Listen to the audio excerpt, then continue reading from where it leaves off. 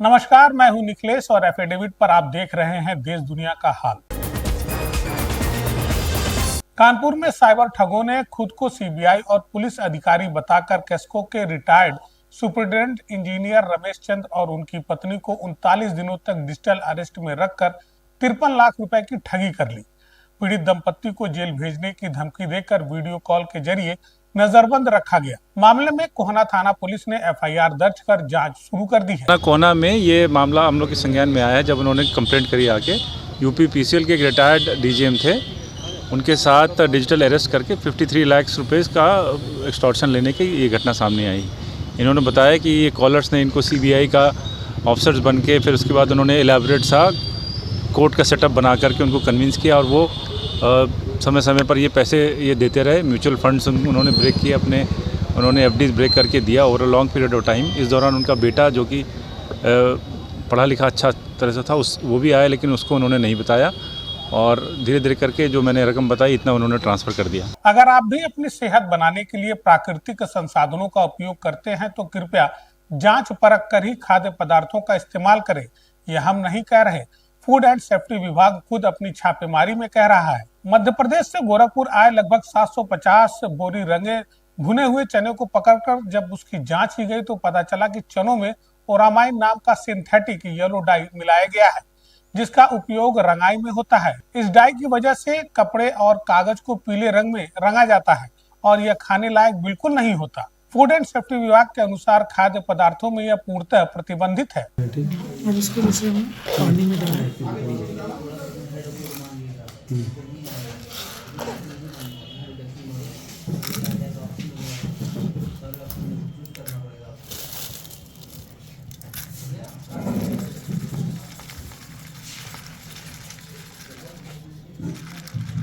जो है प्रदेश स्तर पर आयुक्त महोदय के आदेश से अभियान चलाया जा रहा था। उसी में हमारी जनपद की जो टीम है उसको सूचना मिली थी कि जो है ये एमपी और छत्तीसगढ़ से भुना चना लाया गया है, जिसमें ज़्यादातर में जो है कलर का प्रयोग होता है। उसमें हमारी टीम जो है फूड सेफ्टी वैन के साथ पहुंची और ट्रक से वो माल सुबह सुबह आया था, 750 बोरी के आसपास था। उस पर हम लोगों ने जांच कराई। जांच में प्राथमिक जांच में अरमिन कलर की पुष्टि हुई है और उसको हम लोगों ने लेके नमूना लेके सारा जो मटेरियल है वो सीज कर दिया है। सीज मटेरियल लगभग 18 लाख रुपए मूल्य का है। बाकी अन्य जगहों पे भी चिन्हित किया जा रहा है और जो भी लोग इस तरीके की चीज़ें सामग्री बेचेंगे या मंगाएंगे तो उनके खिलाफ सख्त कार्रवाई की जाएगी। और जो अन्य प्रदेश हैं वहाँ भी ये सूचनाएं भेजी जा रही हैं और उनको भी नोटिस भेजकर कार्रवाई की जाएगी। कैंट थाना क्षेत्र के यूनाइटेड टाकीज कंपाउंड परिसर में स्थित आईना कलर लैब में बीते दिनों चोरी की घटना का अभी तक खुलासा न होने से दुकानदारों में भय का माहौल व्याप्त है। दुकानदारों को डर सता रहा है कि पुलिस पिकेट और लगातार पेट्रोलिंग होने के बाद भी उनकी दुकानें सुरक्षित नहीं है।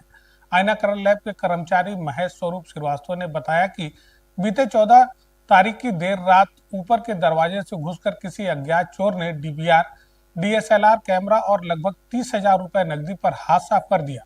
स्थानीय पुलिस को सूचना दी गई, लेकिन अभी तक आश्वासन के सिवा कुछ भी नहीं मिल सका, जिससे अगल बगल के दुकानदारों में भी डर का माहौल है। आईना कलर लैब है यूनाइटेड टाकीज कम्प्लेक्स के अंदर। ये 14 तारीख 14 को जो है संडे को 5 बजे तक दुकान खुलती है। 5 बजे तक दुकान खुली थी। 5 बजे के बाद दुकान बंद होने के बाद सब लोग चले गए। जाने के बाद जो है रात में जो है ये घटना घटी। सुबह आए, सुबह देखने के बाद जो है गेट खोले, ये शटर खोला गया तो उसके बाद सारा सामान छितरा बितरा था। तो उसके बाद ऊपर गए, ऊपर जाने के बाद जो है देखा गया जो है दरवाज़ा जो है तो टूटा हुआ पड़ा था। और उसके बाद नीचे आए, नीचे आने के बाद जो है देखे तो कैश का जो है दराज पड़ी हुई थी। उसमें जितने कैश थे वो कैश ले गया। बगल में एक कैश का और था वो भी तोड़ के जो उस पे से भी निकाल लिया। और सारा एक डीवीआर था लगा, डीवीआर को जो है तोड़ के वो ले लिया। कैमरा 2 लगा था, वो कैमरे तोड़ दिए। और एक जो है कैमरा था हम लोगों का एसएलआर, वो कैमरा उठा के ले गया है। तो क्या पता चल पाया? सीसीटीवी लगा है आपको वहाँ? सीसीटीवी हमारे चारों तरफ लगी हुई है, कम से कम 6 सीसीटीवी कैमरे लगे हुए, लेकिन हमारा डीवीआर ही उठा ले गया तो हमारे पास कोई सबूत अब रह नहीं गया। अगल बगल से हम लोगों ने जो वो खोज रहे थे वो सबकी जो है रात नाइट में जो है बंद थी सीसी कैमरे, इससे कोई हमको सुराग मिल ही नहीं पाया। और उसके बाद सुबह हम लोगों ने रिपोर्ट किया तो पहले 100 नंबर पे हम लोगों ने कॉल किया, वो आए। उसके बाद उन्होंने चौकी इंचार्ज को जो फ़ोन किया साहब यहाँ पे, तो वो चौकी इंचार्ज आए नहीं। उसके बाद दूसरे दिन चौकी इंचार्ज आए सुबह, उन्होंने कहा कि भाई सब लिखो के ले गए। उसके बाद कोई अभी तक कार्रवाई हुई नहीं है। हिंदुस्तान उर्वरक एवं रसायन लिमिटेड गोरखपुर इकाई में ऑन साइट से हाफ साइट मॉक ड्रिल कार्यक्रम का आयोजन किया गया। जिला इमरजेंसी ऑपरेशन सेंटर सूचना उपलब्ध कराई गई कि उनके फैक्ट्री के अंतर्गत अमोनिया गैस का रिसाव हो रहा है। रिसाव रोकने का प्रयास फैक्ट्री द्वारा किया जा रहा है। जेसीआई, स्वराज, भारत सेवा मिशन आदि के अधिकारियों व कर्मचारियों ने सक्रिय रूप से प्रतिभाग किया और घंटे भर मशक्कत के बाद आग और गैस के रिसाव पर नियंत्रण पाया जा सका।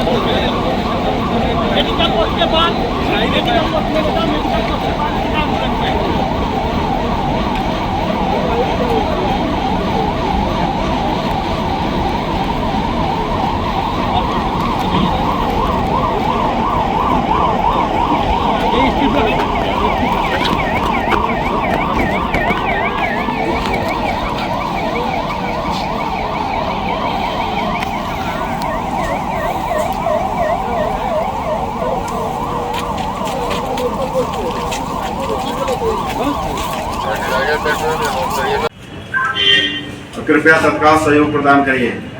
डेल्टा और चार्ली ये नोट कर लीजिएगा। संबंधित सभी एनडीआरएफ को, एसडीआरएफ को, जितनी भी एजेंसियां हैं सबको तत्काल अवगत कराइए। हिंदुस्तान उर्वरक एवं रसायन लिमिटेड गोरखपुर इकाई जो है फर्टिलाइज़र क्षेत्र में आज हम लोगों ने एक on site of site mock drill का आयोजन किया गया था।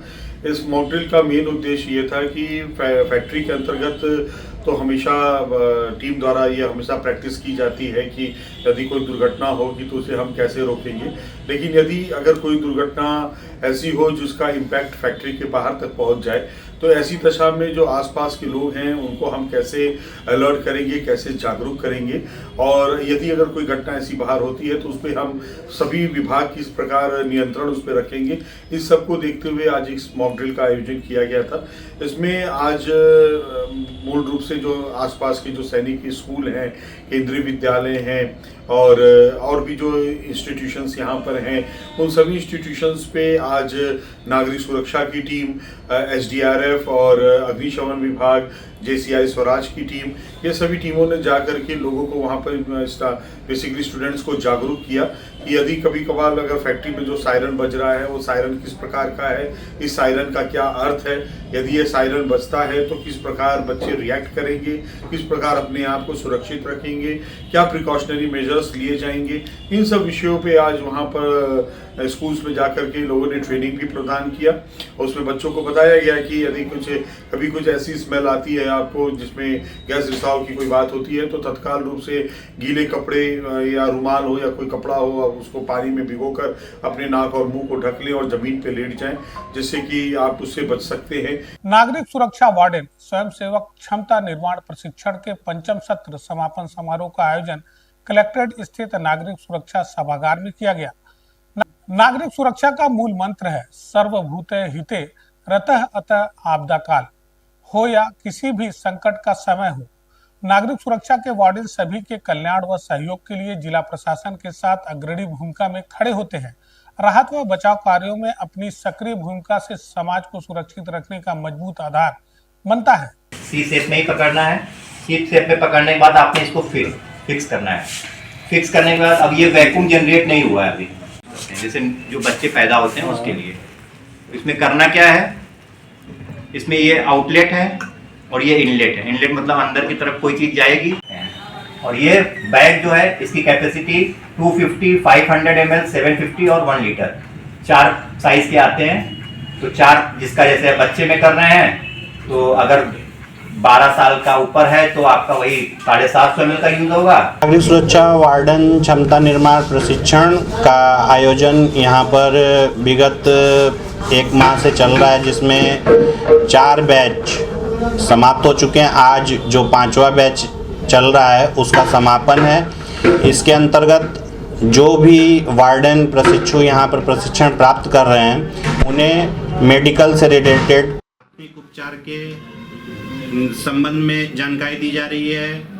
आपदा से जानकारी देने के लिए एनडीआरएफ, एसडीआरएफ की टीम यहाँ आकर के उनको आपदाओं से बचाव की जानकारी दे रही है। साथ में अग्नि सुरक्षा से बचाव के भी यहाँ पे उपाय बताए जा रहे हैं, जिसको यहाँ का जो फायर डिपार्टमेंट है वो आकर बता रहा है। इस प्रशिक्षण की मुख्य जो विशेषता है आपको मैं बताता हूँ कि CBRN मतलब जैविक और बायोलॉजिकल, रेडियोलॉजिकल, ये सब जो परमाणु जो हमले की पाकिस्तान ने जो धमकी दी थी उसके बाद से सरकार ने अपने सभी वार्डन्स को CBRN के संबंध में भी प्रशिक्षण करने का एक मतलब जो है विचार किया। और अब हमें दीजिए इजाजत, देखते रहिए एफिडेविट। धन्यवाद। गोरखपुर में होने जा रहा है एक भव्य सांस्कृतिक महोत्सव। जी हाँ, JIMTA प्रस्तुत कर रहा है cultural carnival with Sufi would. 21 दिसंबर 2025 रविवार आपके अपने शहर गोरखपुर गीरा सेक्टर 7 में, जहां अपनी आवाज का जादू बिखेरेंगे कलाकार निखिल मल्होत्रा। तो हो जाइए तैयार संगीत, संस्कृति और सूफी रंगों से सजी इस शानदार शाम का हिस्सा बनने के लिए।